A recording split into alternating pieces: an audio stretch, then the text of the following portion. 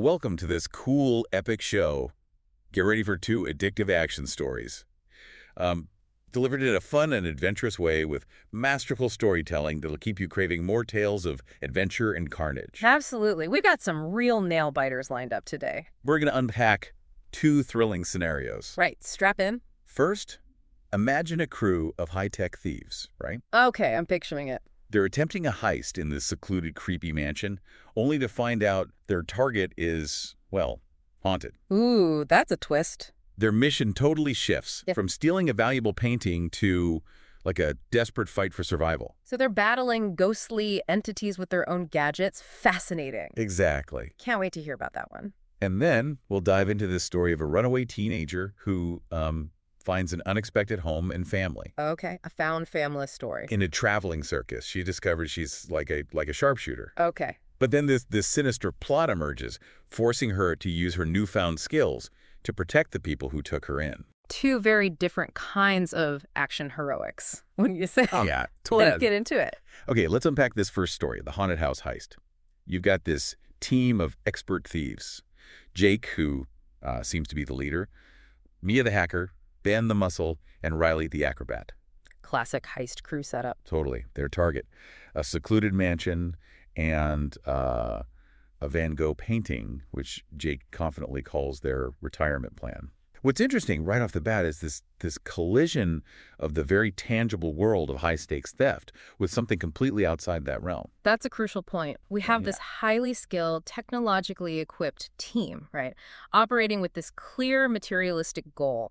Their confidence is built on their ability to, manipulate and overcome physical security measures. So the introduction of something they can't see, can't touch, can't logically understand throws their expertise into question. Right. It makes you wonder about the limits of our reliance on the physical, the technological, when confronted with the inexplicable. For sure. Exactly. So they're in. Mia's bypass security. You can almost picture her silently slipping through digital defenses. I could see it. And the team's equipped with all the high-tech bells and whistles. Laser cutters, thermal imaging, the works. Yeah, totally. And then things start to go sideways. Oh. Mia picks up something really strange on thermal. Not an alarm, not a guard, but something else entirely. What's she seeing? That's the thing. She doesn't really know. She detects cold, moving fast anomalies with, no physical presence, not a heat signature you'd expect from a living being. Right. This immediately establishes a sense of unease, right? Yeah. It's outside their known parameters. Her reaction, thermal's picking up. What the hell?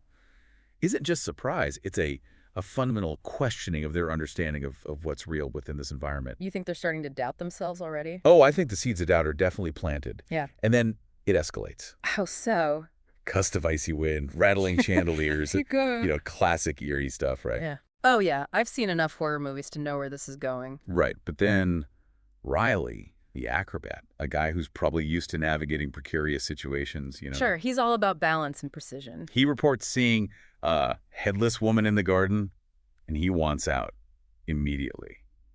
That level of fear from a professional is significant, don't you think? Oh, absolutely. It highlights the power of the unknown. He's likely faced dangerous situations before, alarms, guards, physical obstacles, but this is something different, something that taps into a more primal fear. Right. It's not just another calculated risk. Okay. His line, guys, I got a ditch. I think I just saw a headless woman in the garden.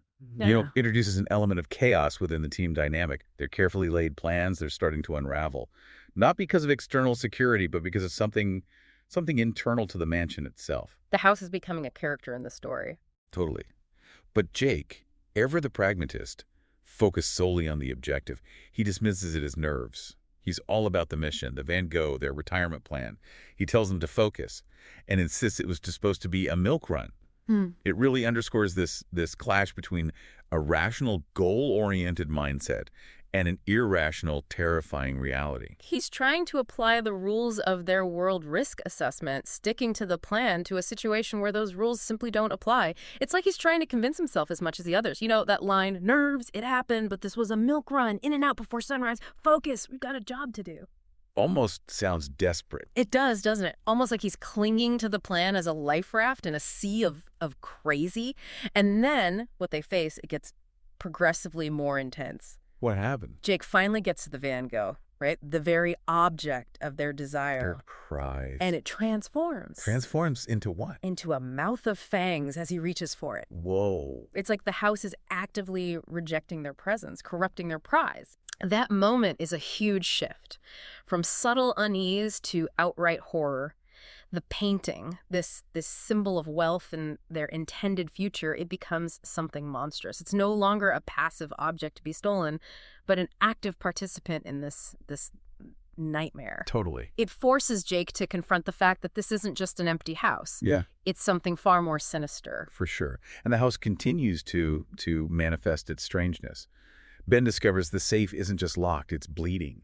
And the fireplace is pulsing with this unholy light, with the air above it rippling. It's like the very fabric of reality within the mansion is warping. Ben's discovery of the bleeding safe, that's a particularly visceral image, don't you think? Oh, absolutely. It suggests a violation of the natural order, a physical manifestation of the house's corrupted state, and the unholy light and rippling air that just contributes to this sense of an environment that is fundamentally wrong, you know? Yeah. It's operating under different rules than the ones they understand. His tense voice saying, something's wrong, followed by the safe, it's bleeding, it really conveys the escalating dread. Totally. At this point, even Jake orders them to abort. Finally. But it's too late. Oh.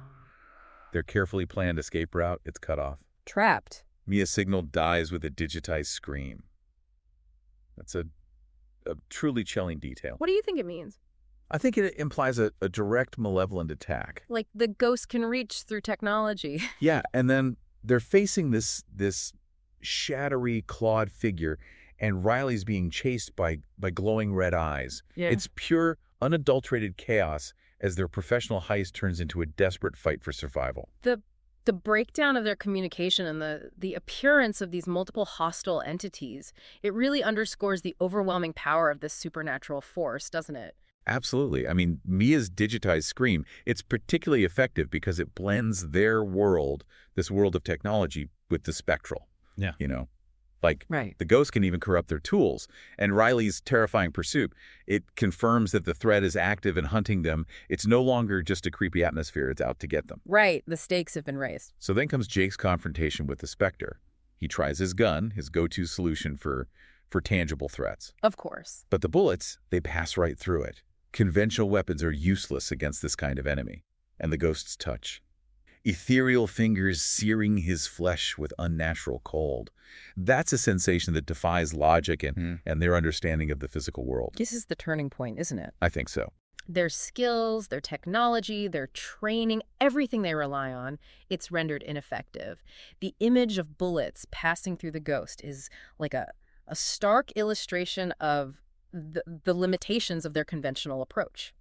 And that searing cold touch adds a personal, agonizing dimension to the encounter, highlighting the ghost's ability to interact with the physical in a way they can't comprehend or counter. Absolutely. It's a visceral reminder that they are completely out of their depth. So what happens next? So what do you do when your laser cutters and lockpicks are no good? Right.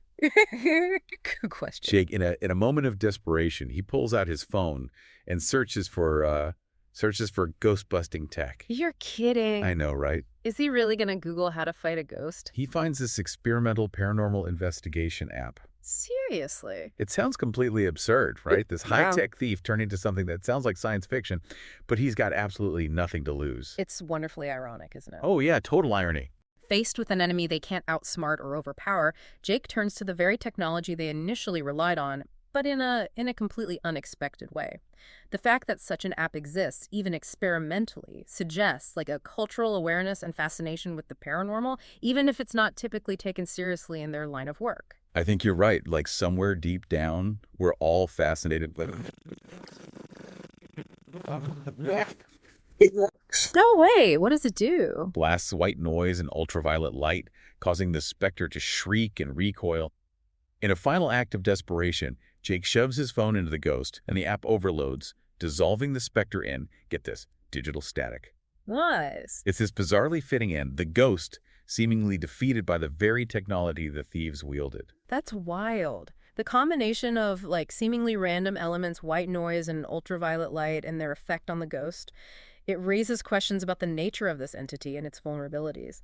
The dissolution in digital static is like a particularly clever and almost poetic resolution, suggesting a disruption of its non-physical form by a concentrated burst of technological energy. I like that. Poetic resolutions. Yeah. So just like that, the mansion returns to normal. Back to being a regular creepy mansion. Exactly. The team, understandably bruised and shaken, makes a hasty escape, leaving the Van Gogh behind. Wait, they just leave it? Without a second thought. They are way past caring about a retirement plan at this point. Back in the getaway van, a pale Riley, probably rethinking his career choices, asks about switching to something less spectral. And Jake, he has this surprising realization, like maybe, just maybe, they've stumbled into a whole new line of work. From high-tech heist to paranormal pest control. Talk about a career change you didn't see coming, right? I gotta watch that reality show. Okay, so let's move on to our second story. All right, what we got? This one features a runaway marksman. So we meet Sarah, a teenage runaway. She's carrying not much more than a stolen backpack and like a deep inner emptiness. She stumbles upon a traveling circus. Okay. And it's this vibrant, chaotic world filled with color, the smell of fried dough, sawdust. It's a stark contrast to the bleakness she's known. The circus setting is immediately evocative. I agree. Those sensory details you mentioned, the flash of color against the flat horizon, those distinct smells, it creates this vivid picture of a world that is both exotic and perhaps a little bit rough around the edges, but ultimately offering a sense of community and belonging, which Sarah desperately needs. Right. It's a place where being different might actually be an asset. Exactly. And it turns out Sarah has a hidden talent, something she didn't even fully realize. She's naturally good at hitting targets, a skill honed from, simple childhood games like skipping rocks and using a slingshot. We've all done that. Right. And when she tries the air rifle at the circus target range, her innate ability, it becomes undeniable. It's one of those moments where a seemingly insignificant past experience reveals a significant hidden potential. Totally agree. This hidden talent, it serves as her unexpected entry point into this new world. It's not a skill she consciously cultivated for any particular purpose, but it becomes her means of finding acceptance and a role within the circus community. Yeah. It highlights how our seemingly random experiences can sometimes hold the key to unexpected opportunities and self-discovery. And the ringmaster, he sees something in her, a spark, maybe a gambler's glint in his eye. I like him already. Right. Yeah. And Sarah is not only tolerated, but accepted into this circus family. I love that. We're introduced to this colorful cast of characters. Kinsey, the bearded lady, the various clowns with their painted smiles and hidden depths. And then there's Alfredo. Oh, Alfredo. A seasoned sharpshooter who takes Sarah under his wing, becoming her mentor and refining her raw talent. That's what she needs, someone to guide her. Exactly. The ringmaster's acceptance is a pivotal moment for Sarah. It signifies the circus's ethos of embracing outsiders. Tinsy, the clowns, Alfredo, they represent this unconventional family, each with their own unique story and skills. Alfredo's mentorship is particularly important because he provides Sarah with guidance and helps her channel her natural ability into a honed skill, transforming her into shooting Sarah. Shooting Sarah, exactly. And shooting Sarah becomes a star attraction. The crowds, they're amazed by her sharpshooting act. She's found her calling. She's found a place where she belongs, a family that accepts her, and a purpose that gives her life meaning. That's beautiful. But as is often the case in these kinds of stories, this newfound peace, it's threatened by the arrival of antagonists. Who are they? It's Donovan and his menacing henchmen. I don't like the sound of this Donovan guy. They're looking to take over the circus, bringing with them a palpable sense of danger. Donovan, he's got this insincere smile, the kind that never reaches his eyes, which immediately tells you he's bad news. Classic villain move. The arrival of Donovan and his crew, it disrupts the fragile harmony Sarah has found. His smile that didn't reach his eyes. It's a classic indicator of a deceptive and potentially ruthless character. The idea of a takeover, it introduces the central conflict of this narrative. Sarah and her newfound family are in danger of losing their home and their way of life to external forces driven by greed and power. And Donovan, he tries to recruit Sarah. Oh, interesting. He's attempting to exploit her talent for his own gain. Yeah. He offers her like riches and her own show, a tempting offer for a runaway who once had nothing. I bet it is. And for a moment, you can see her internal conflict, the allure of a more conventional kind of success versus her growing loyalty to this unconventional family that is taking her in. This temptation, it adds depth to Sarah's character. Oh, for sure. She's not simply a loyal protege. She has her own desires and ambitions. Donovan's offer, it forces her to weigh her past loneliness and lack of security against the sense of belonging and purpose she's found with the circus. Her ultimate decision to stand with the circus is all the more meaningful because it's a conscious choice rooted in genuine connection. Alfredo, sensing the danger and maybe recognizing the darkness in Donovan, warns Sarah to run. He tells her to lead heroes to the storybooks. A very practical, almost cynical piece of advice, born from experience, no doubt. But Sarah, she's changed. She's no longer the empty runaway. Right. She decides to stand her ground, to use her newfound skills to protect the people who have become her family. Alfredo's warning, it reflects a certain pragmatism, a desire to avoid unnecessary conflict.